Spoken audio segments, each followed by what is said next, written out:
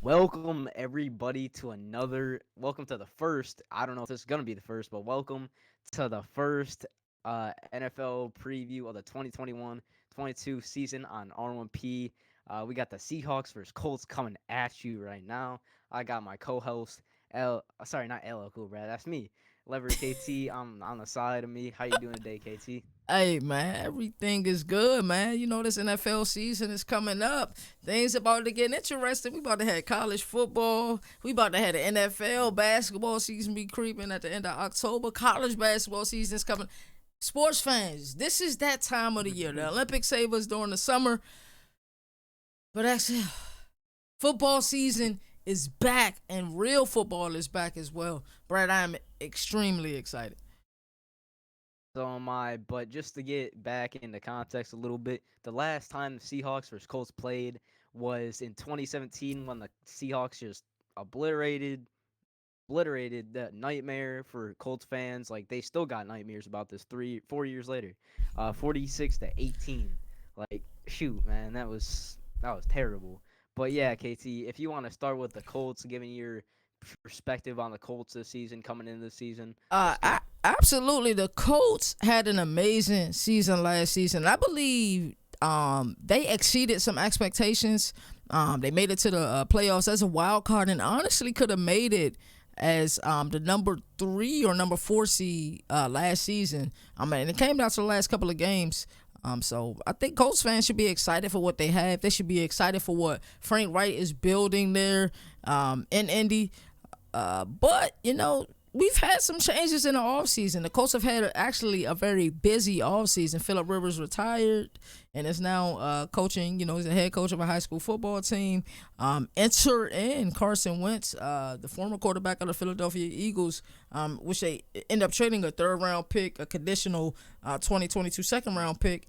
But Carson Wentz did go surgery on August 3rd for his ankle, and the initial reports is that Carson Wentz is going to be out 5 to 12 weeks. So we was thinking, damn, is he going to be ready for the opener? But seeing on the injury report that he's listed as questionable. But then Carson also had some COVID concerns. So then a lot of questions, mainly in the media. I'm sure it's not happening in Indy. Is Carson Wentz a bad teammate? And things like that really started to pop up. So the Indy, I think they had a excellent season last season. Like I said earlier, also defensively, they're one of the better defensive units in the league, and it got better. They got your boy Quiddy Pay, and I think this team is, the sky's the limit defensively for this team. Offensively, we know about the stable of running backs, but it all starts with Jonathan Taylor. So this team can make some moves this year if Carson Wentz can play.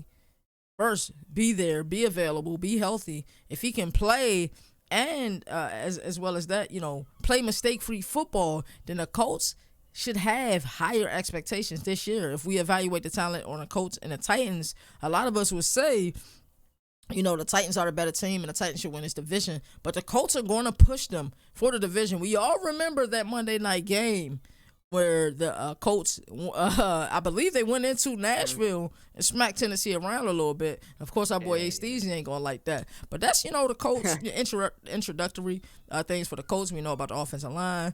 We know about the defense. But talk to me about Seattle a little bit, Brett.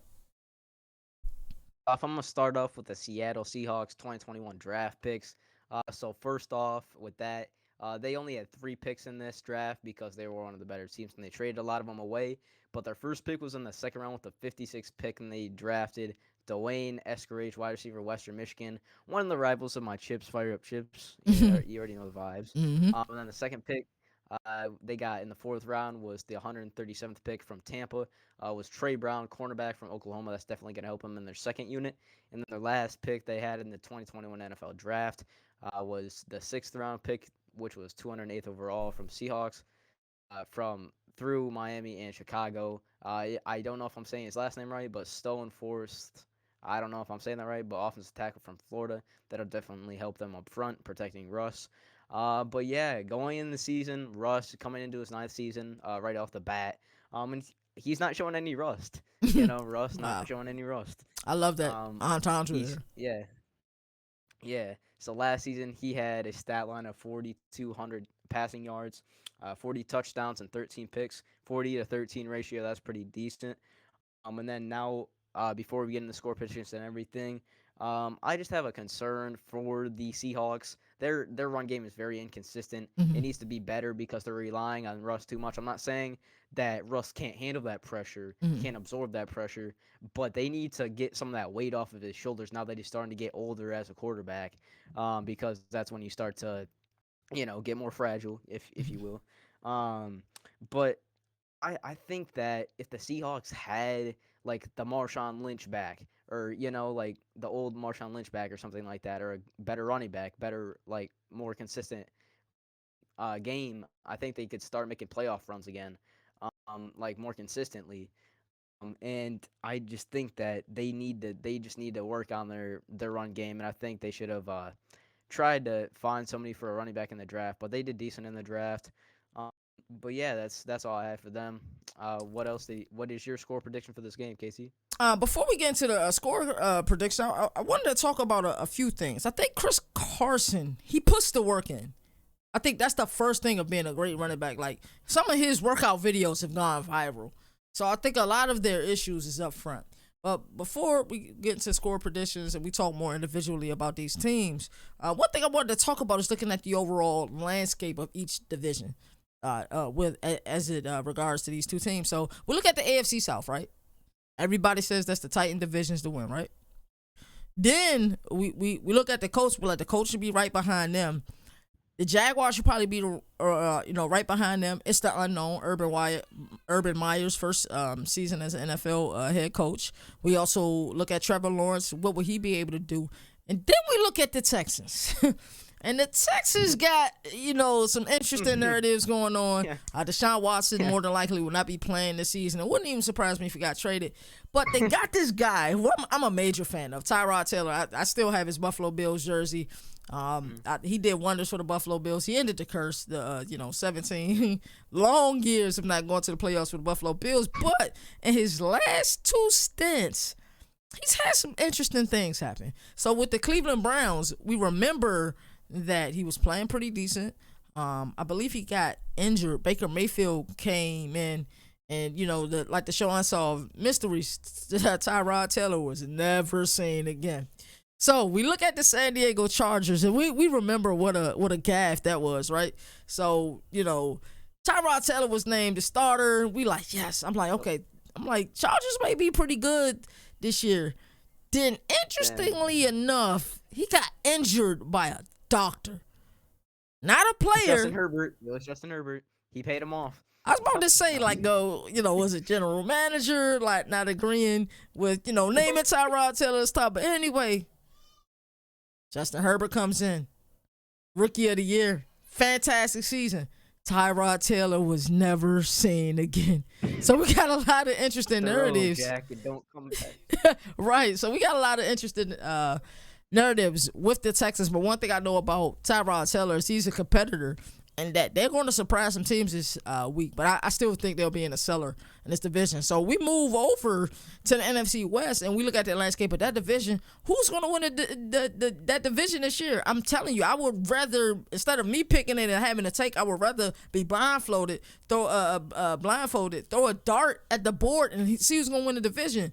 49ers are only 2 years removed from winning that division and going to the Super Bowl. We seen what the Rams did last year. The Seattle Seahawks is kind of an unknown. Like, can they get their defense together? And the Cardinals are coming of age. So, I think they're going to be a much better team with a legit pass rush. They just got J.J. Watt too. So, I don't know. So let's get back to the Seattle Seahawks side of things.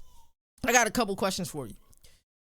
Can they protect Russ? It's always been let Russ cook. Let Russ cook. That's been like a thing for the last few seasons.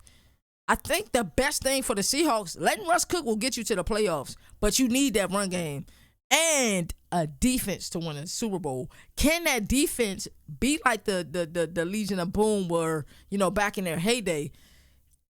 Like, who do you think is going to win this division? Better yet, don't even answer that question. Do you think the Seahawks can win this division? can, like you said, it's anybody's division, like every single year. Mm-hmm. Like it's the same, like you were just alluding to, the NFC least. Mm-hmm. Sorry, NFC East fans. I don't know if there is any. But Right. anyways, uh, I'm sorry for dissing y'all. Right. But it's anybody's division. It's always like the team that wins it before, like kind of falls off a little bit, and Mm-hmm. then the team that you don't expect to win it at all wins it. Like it's crazy.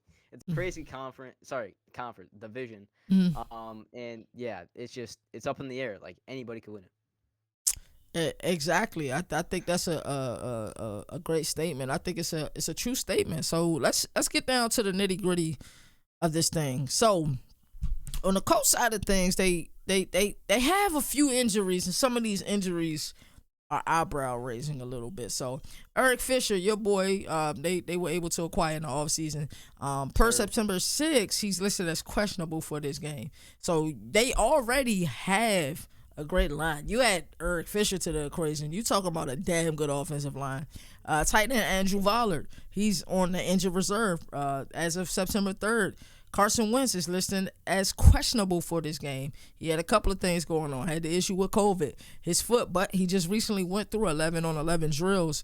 So it looks like he might play. Sam Ehlinger, who had a pretty darn good preseason, he was put on injured reserve. Wide receiver Desmond Patton, he was put on injured reserve. And wide receiver T.Y. Hilton, yes, he had a down year last year, but he's still their number one receiver in many regards. So I look at this, and I look at this team, and I'm like, can they beat the Seahawks? Absolutely. They have the running game. It all starts with Jonathan Taylor. He will be their workhorse. They still got Marlon Mack, and they still got Nyheim Hines. That stable of running backs will wear you down. And one thing that all three of them have in common, their ability to catch the ball out of the backfield. They can all be dangerous out of the backfield, especially Nyheim Hines. He is dangerous when he get the ball out of the backfield. So what do you think will be some of the keys to victory for Seattle if Seattle is able to win this game? Obviously, the run game. I think the run game has to be consistent. Putting some pressure off of Russ. Not that he can't handle it, like I alluded to earlier. Also, their defense needs to come in too and just play good as well, because they need to work on their defense still, like you were alluding to earlier too. That's one of their spots they need to work on. Just need to not be able to let T.Y. Hilton or Michael Pittman cross them up in the field. So they just got to do those things, and I think they can win. Alrighty, I think it's that time. But before we get to our game picks, I want to tell you all thank you for watching R1P on our YouTube channel. Don't forget to follow us on our social networks. We're very interactive. We always try to comment. Don't forget to like, comment, subscribe. Do you agree with our takes? Do you disagree with our takes? And we're also active in our comments. You will see that through all of our videos. We're very active. We want to talk to you all. We want to hear from you all. So now, Brad, that we handle the business side of things, let's get to these game picks, man. And I'm going to start with you. Who do you got winning this game? What do you think the score will be? And what do you think will be some of the major things on why that team will win the game? It's going to be a great game, because it's just like, it's one of these matchups where it's like each team is better at the opposite thing. Great take. It's like, it's kind of complicated, but yet it'll just make it a great matchup, because both teams will be able to try and stop like opposite things that they have. I think the Seahawks the Colts are going to win this game. I think the Colts are going to win this game. Like you said, they got a triple punch in running backs: Marlon Mack, Nyheim, and then Jonathan Taylor up front. And that really wears you down. Like you said, Carson Wentz may be out.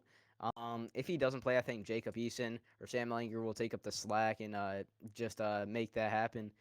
And then T.Y. Hilton, I think they can still do okay without him.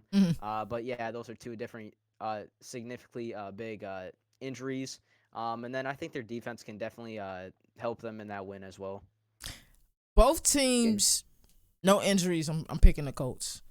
Just because of their makeup, just because of their physicality, and I believe that they can get to Russell Wilson. Is Carson Wentz, will he be 100% week one? Can we say that without a question? No, he won't be 100%. Maybe somewhere between 75 and 85, somewhere in that realm. But if he plays, he's still the best option that they have at QB. That running back, I really like that running backs. To have three of them and they're all, they Is have similar skill sets, but they're all unique in their own way. Is like them fantastic. all because it's like this. Like I think the other two, I think Naeem and I think Marlon Mack. I think they could be starting running backs on some other squads. Like it's it's great because it's whenever one guy goes down, another starter just comes up. Another Hmm. starter comes up. Like Hmm. when one guy needs some oxygen, whatever, go over the oxygen tank. Naeem Himes comes in. Marlon Mack comes in. You Right. know, like Jonathan Taylor comes in. Right. That's a blessing to have. But for my game pick, I got the Seahawks 27-20. Like I said, if the Colts are healthy, I'm picking the Colts. But I think Russell Wilson will be able to make a few more plays than Carson Wentz. I think he'll also protect the ball. Granted, I think he'll be running for his life while doing so. I hope that the Seahawks defense is able to slow down that rushing attack, because the Seahawks defense first half of the season didn't look well at all. And you're like, this isn't the Seattle Seahawks defense. We made some jokes about that Oh last yeah, season. yeah. Some Some classic. major jokes. Only the OGs know though, bro. You gotta be an OG to know what we talking about. The hell But are you smoking? right, man. Let's Shout leave out it the at that, truth. but- Yeah, shout out the truth, man. But yeah, so I think Seattle will be able to win this game. Like I said, I think Russell will make a couple of more plays than Carson Wentz if Carson Wentz plays. So Think it comes that's down to a last minute drive? Last minute drive? yeah. I'm betting on Russ. I'm betting on Russ if it come down to a last minute drive. Anything else you want to add, Brad, before we A close? final score for me 28-21. I got the Colts. I got Jonathan Taylor running for about 150. Um Woo! and yeah, that's a hot take right there, but hey man, you saw him last season, bro. And I'll make this take right now too before we end this. He's the most underrated rookie last season. Period. He was the most underrated rookie, no doubt in my mind. Like period. Wow, that's a But yeah, that's all I fantastic. gotta say. That's a fantastic take, man. And I'm gonna plug Fantasy Vibes here. If you're a Fantasy Vibe owner and you're doing well, or you need some help, man, check out Moon Vibes and what he's doing with Fantasy Vibes. I'm telling you, he gonna get you right. So for the one and only LL Cool Brad, our recruiting specialist, I'm extraordinary. He does a lot behind the scenes as well. For me, Lever KT, man, this is R1P. You already know how we do it. See you for Sir. the next game.